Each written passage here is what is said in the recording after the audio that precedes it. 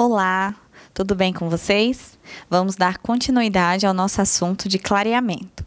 Hoje nós vamos falar de clareamento interno, quando nós temos dentes não vitais, já tratados endodonticamente, que escureceram, que ficaram com o valor diferente dos outros elementos dentais. Como alternativa de tratamento, a gente tem a possibilidade de realizar o clareamento dental interno, para que devolva a esse dente a coloração ideal, semelhante aos outros dentes adjacentes. Para isso, é necessário que o tratamento endodôntico que tenha sido feito previamente esteja satisfatório e é necessário que façamos um preparo prévio dessa estrutura interna e da parte coronária para assim estar recebendo o nosso produto clareador. Vejamos, num dente já tratado endodonticamente, é necessário que façamos uma desobturação prévia de 2 a 3 milímetros abaixo da junção amelo-sementária, ou seja, mais ou menos até chegar a 1/3 cervical da parte radicular da nossa estrutura dentária, tá certo? E devemos colocar sobre essa gutta-percha exposta o cimento de hidróxido de cálcio, tá? Uma camada fina, somente para forrar mesmo aquela gutta-percha. Sobre o cimento de hidróxido de cálcio, vamos colocar o cimento de ionômero de vidro, para assim selar de uma forma bem homogênea toda aquela região que foi exposta durante a desobturação do canal, tá certo?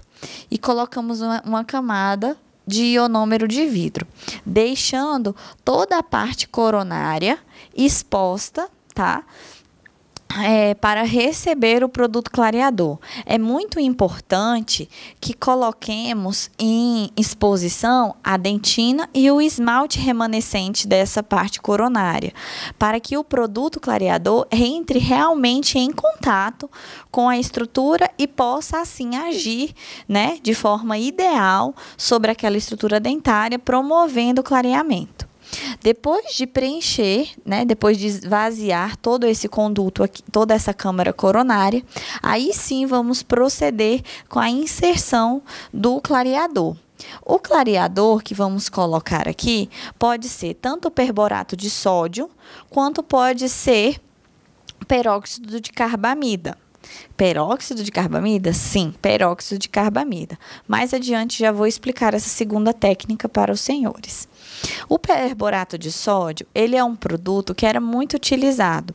Entretanto, ele tem provocado muita reabsorção interna, e externa em volta da raiz do dente, Então, ele está entrando em desuso pelas suas complicações operatórias, suas complicações clínicas.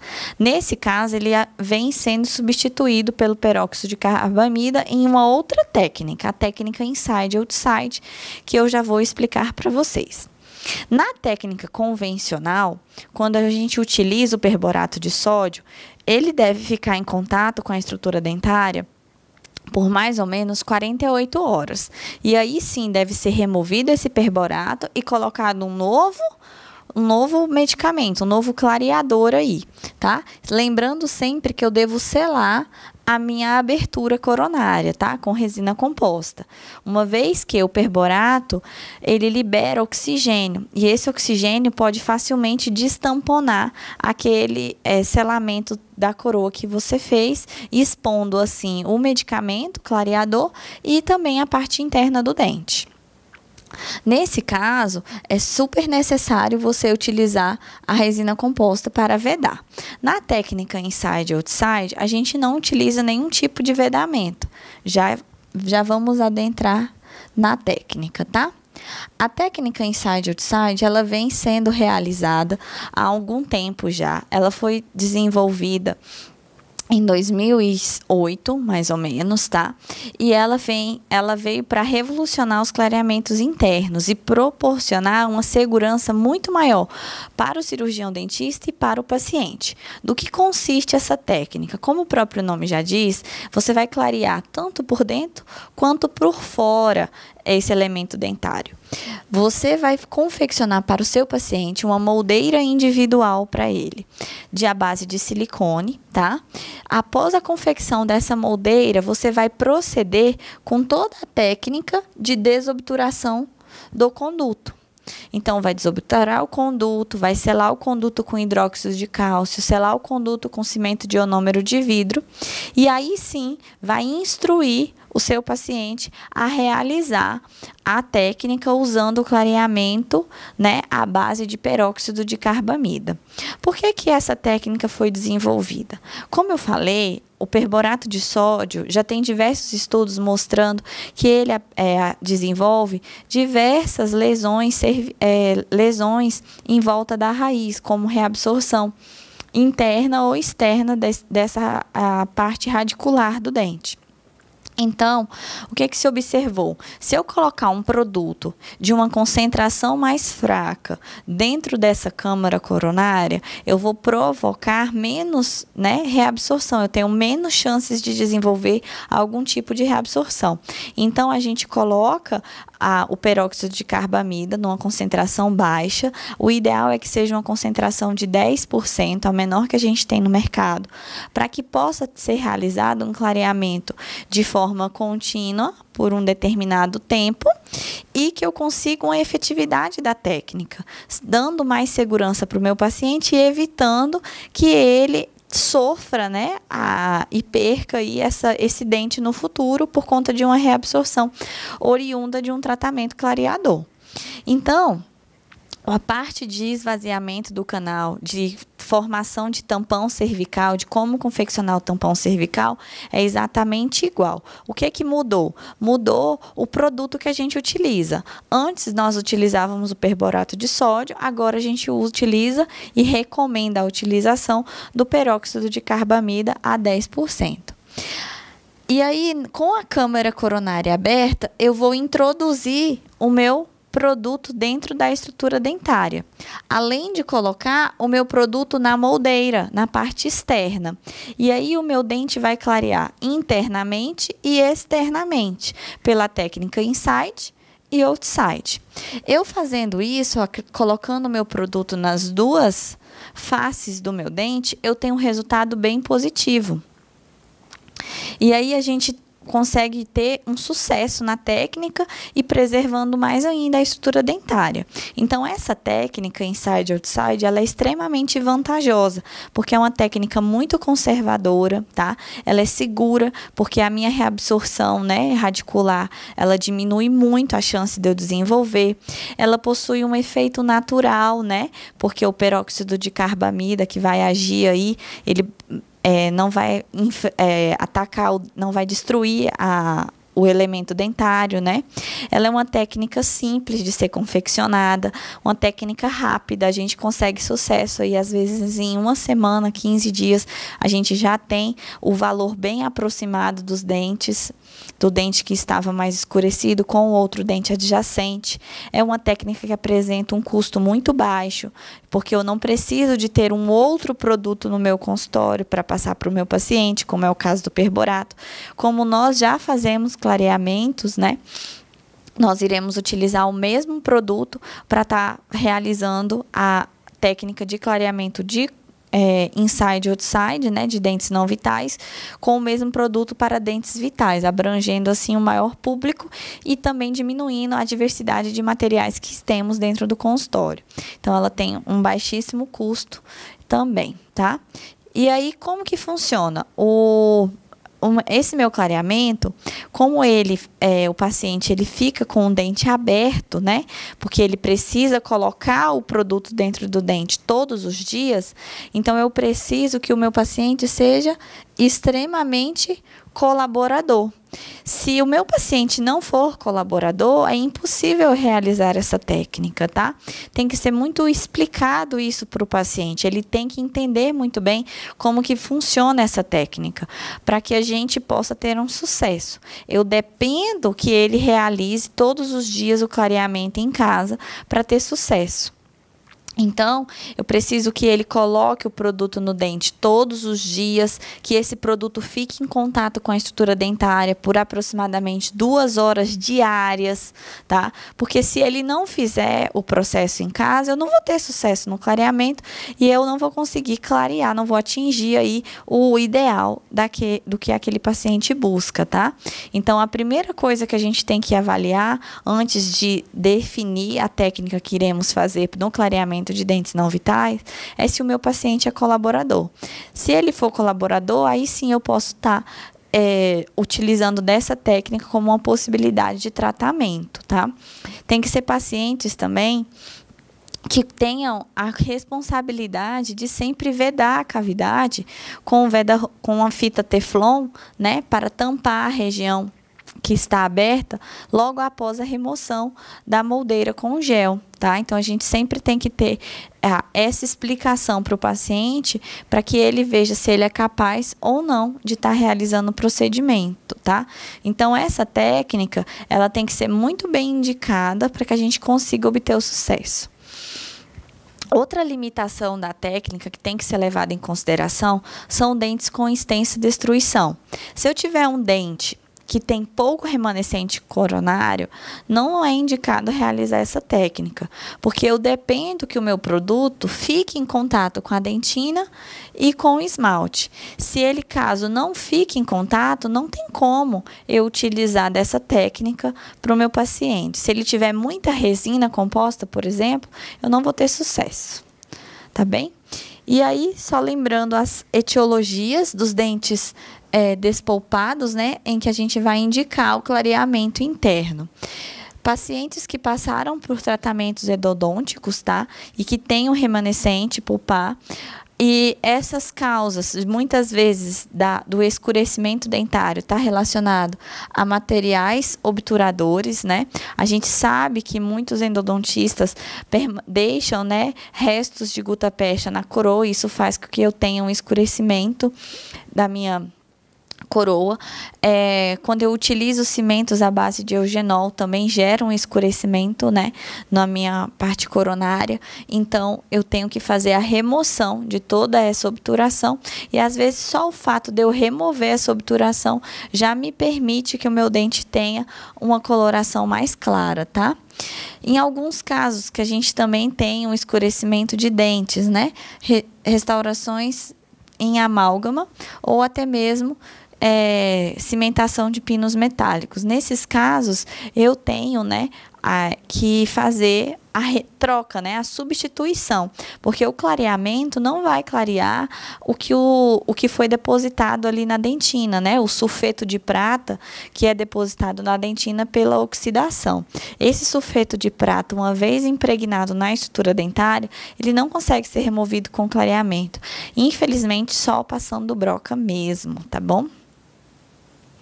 Aqui um caso para ilustrar para vocês. Essa paciente é uma paciente que sofreu um trauma, tá? Ela teve uma concussão no canino. Note que ele é o dente que apresenta o valor mais baixo, né? Tem um escurecimento notável que incomodava muito ao sorrir. Foi feito teste de vitalidade pulpar nessa paciente, né? E aí observou-se que esse dente apresentava necrose pulpar.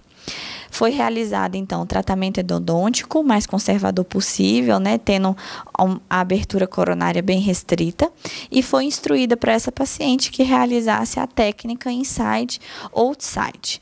Como que se procedeu? Após a finalização do tratamento endodôntico, fizemos a reabertura desse dente do canino e colocamos, né, o tampão cervical à base de hidróxido de cálcio, cimento de ionômero de vidro. Escolhemos o gel clareador para realizar esse clareamento interno e externo dessa paciente. O gel selecionado foi o peróxido de carbamida a 10%. A paciente foi instruída que colocasse o gel na estrutura dentária já previamente aberta, né, e na moldeira que foi confeccionada para ela, todos os dias, durante 2 horas diárias, por 14 dias. E que a gente faria um retorno entre esses 14 dias para avaliar o grau de clareamento que esse dente já estaria apresentando.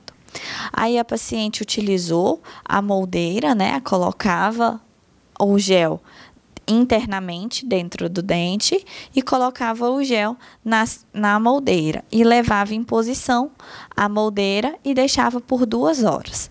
Depois removia-se essa moldeira, pegava uma fita teflon, fazia uma bolinha e posicionava na região palatina do dente canino.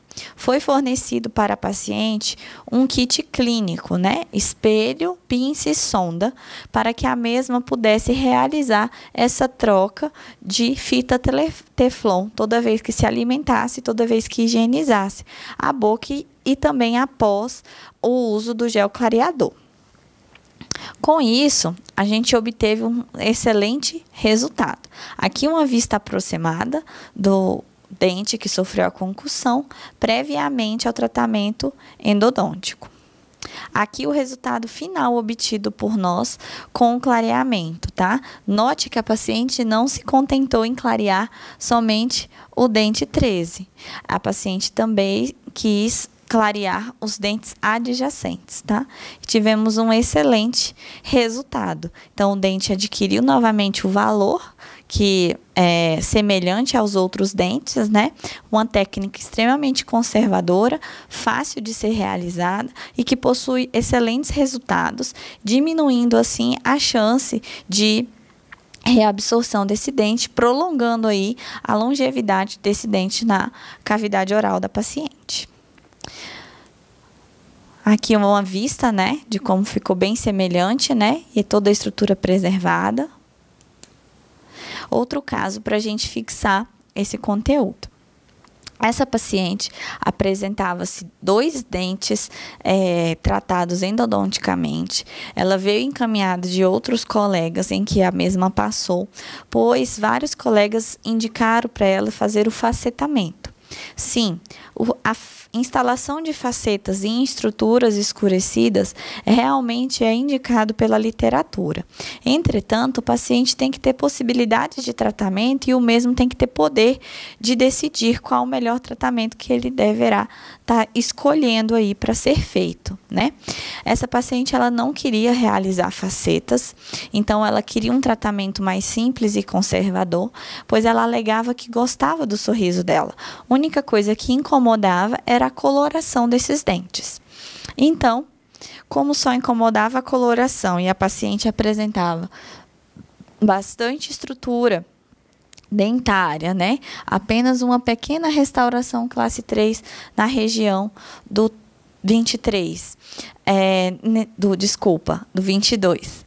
Nesse caso, a gente optou, né, por fazer o clareamento interno também pela técnica inside outside. A paciente acreditou, se comprometeu em realizar, né? Realizamos aí a abertura coronária, né? Bem semelhante ao que é feito já no clareamento interno da antiga técnica, da técnica convencional, tá? Sendo o mais restrita possível.